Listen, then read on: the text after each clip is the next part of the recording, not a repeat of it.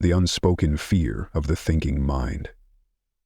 There is a silent war raging in every corner of society, not against armies, not against governments, but against the human mind that dares to think too deeply, too clearly, too freely. True intelligence is not celebrated, it is feared, because intelligence threatens the fragile illusions society clings to. The illusion of order, the illusion of meaning, the illusion of collective certainty. The deeper you think, the more you see, and what you see is often unbearable to those who choose blindness. Arthur Schopenhauer understood this brutal reality. He said, "To be alone is the fate of all great minds, a fate deplored at times, but still always chosen as the less grievous of two evils." The thinking mind, in its clarity, becomes a mirror society does not want to face. It reflects the hypocrisy, the herd instinct, the shallowness, and in doing so, it becomes a threat. Society thrives not on truth, but on comfort, not on clarity, but on collective myth. And the thinker, the seer, the truly intelligent, they are the ones who tear down the myths with a single glance. Thus they are ridiculed, exiled, demonized, not because they are wrong, but because they are unbearably right. Every time a truly independent mind speaks, society feels a tremor in its bones, a reminder that its world is built on sand, and the tide is always coming.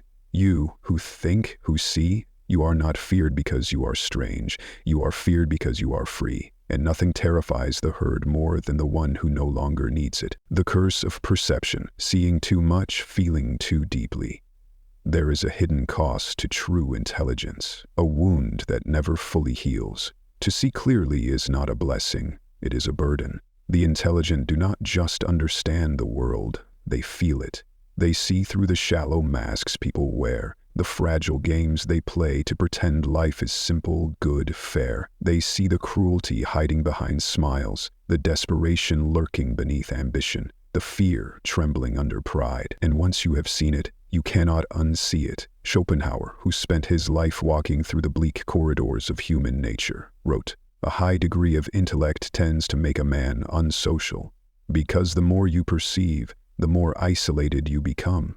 You realize that most conversations are noise, most ambitions are empty, most relationships are transactions masked as love. You stand apart, not by choice but by necessity. The world becomes a theater of ghosts to you, a place where few know who they are, and even fewer dare to become it. You ache, not because you are weak, but because you feel what others refuse to feel. You grieve for a world that cannot grieve for itself.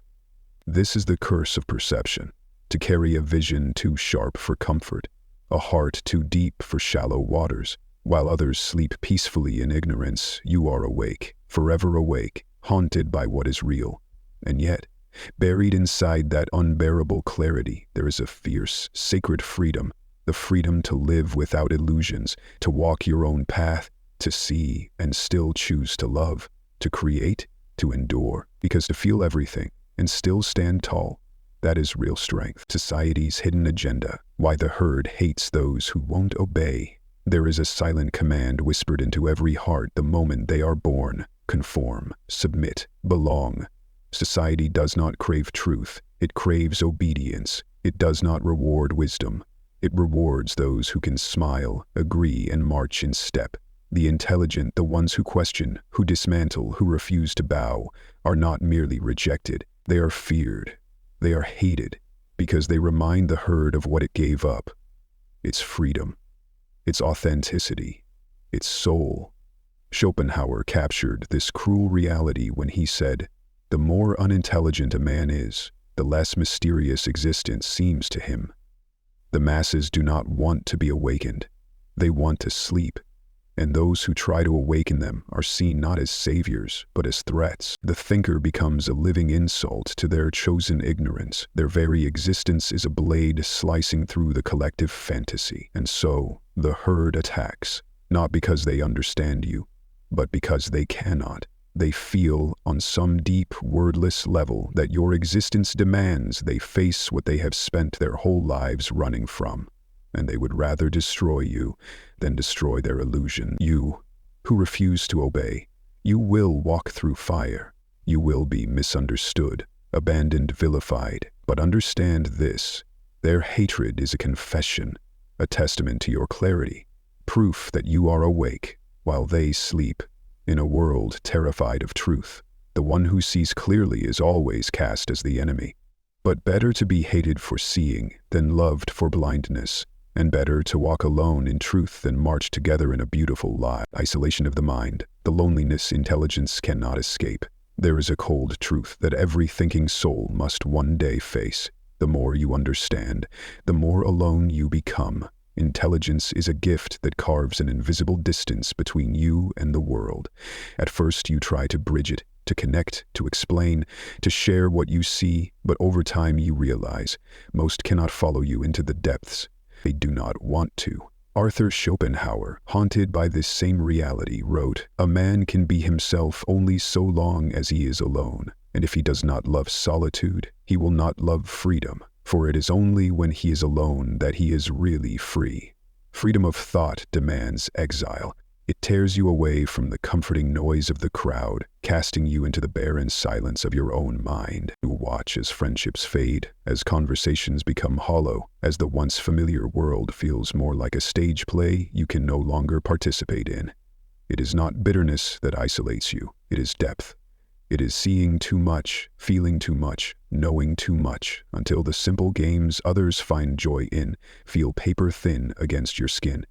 You wander through life as a ghost among the living, longing not for company, but for someone, anyone, who can meet you in the depths without flinching. But few will ever come, and so you learn to make peace with your exile, to find beauty in your solitude, to carve meaning out of the very loneliness that once threatened to consume you.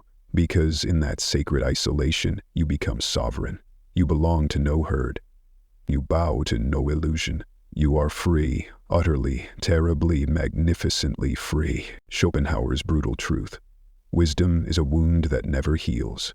There are wounds that bleed once and heal, and then there are wounds that cut so deep they become part of you. Wisdom, true, merciless wisdom, is such a wound. It is not a warm light. It is not a soft comfort. It is a blade that carves through every illusion you once clung to, leaving you exposed, raw, and forever changed. Arthur Schopenhauer, the master of bleak clarity, wrote, "With increased intelligence comes increased capacity for pain. Knowledge is not a blessing. It is a reckoning. You begin to see how fragile happiness is, how fleeting love can be, how blind and brutal the machinery of life truly is. You realize that existence itself, beautiful, tragic, relentless, owes you nothing. The naive joy you once tasted disappears like mist in sunlight. In its place stands a fierce, unbearable clarity.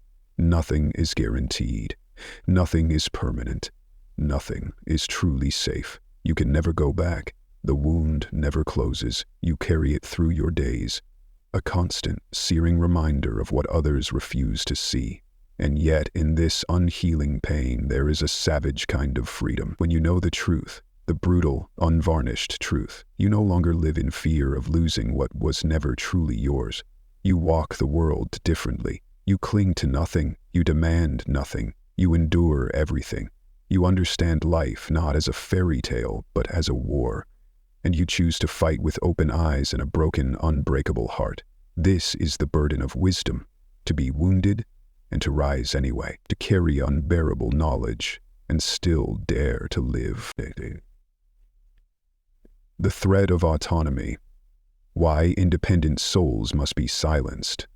There is no greater danger to any system, political, social, or religious, than a mind that dares to think for itself. An autonomous soul cannot be bribed, cannot be broken, cannot be quietly led into cages built by others. And so, society turns against them. Arthur Schopenhauer understood this brutal reality when he wrote, "The man who goes alone can start today, but he who travels with another must wait till that other is ready." The independent are not convenient. They do not wait for permission. They do not swallow comforting lies or bow to manufactured consensus. They tear apart illusions with a single glance. And that kind of sight is intolerable in a world built on mass delusion. From the beginning, systems of control have waged war on those who will not submit. It is not through open chains that the free mind is shackled. It is through ridicule, isolation, and quiet suffocation. The free thinker is painted as dangerous, as unstable, as arrogant. Society cannot kill them outright, so it tries to kill their voice, their influence, their spirit.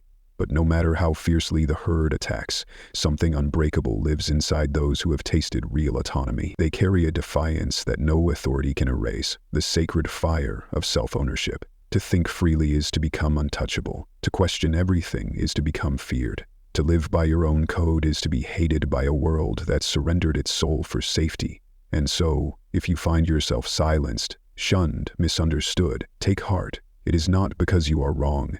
It is because you are free. And in a world terrified of true freedom, the free soul will always be seen as the enemy. The painful gift. Why true intelligence is a blessing wrapped in suffering. Real intelligence is not a golden crown. It is a crown of thorns. Those who awaken to the deeper layers of life do not ascend into comfort. They fall, head first, into a world stripped of its illusions, where every truth cuts like broken glass. Arthur Schopenhauer knew this agony well when he wrote, "The more unintelligent a man is, the less mysterious existence seems to him. To see reality clearly is to be wounded by it. The simple joys that once brought laughter now appear frail and fleeting. The promises of happiness, of permanence, of meaning, dissolve under the fierce light of awareness, and in their place stands a vast, terrible emptiness, a silence so complete it echoes in your bones." Most run from this pain. They drown themselves in noise, in distraction, in endless hollow pursuits. They bury their minds beneath mountains of comfort and conformity. But those who are truly intelligent, they do not run, they endure. They allow the suffering to carve them into something rare and indestructible. They embrace the loneliness of knowing. They walk through the grief of seeing. They carry the unbearable weight of perception. And in doing so, they become something the world both fears and needs. A being who is not fooled.